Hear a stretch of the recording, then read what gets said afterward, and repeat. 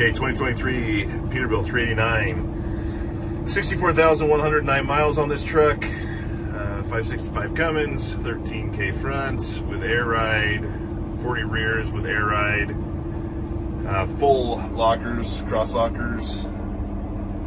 Got the infotainment center thing, smart steering wheel, power windows, power window on that side, power locks, turn signal, wipers, washer fluid, fire. Radio. Find them at libertysafe.com.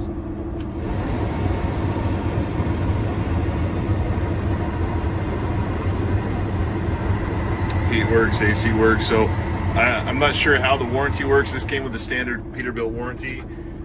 If it's transferable, then that would come with it. Not sure how that works. If it is transferable, but would still have, this truck would still have warranty on it. Clutch works great.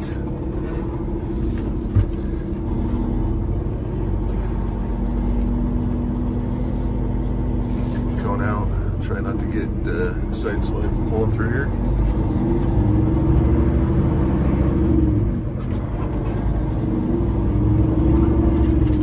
Shift's good.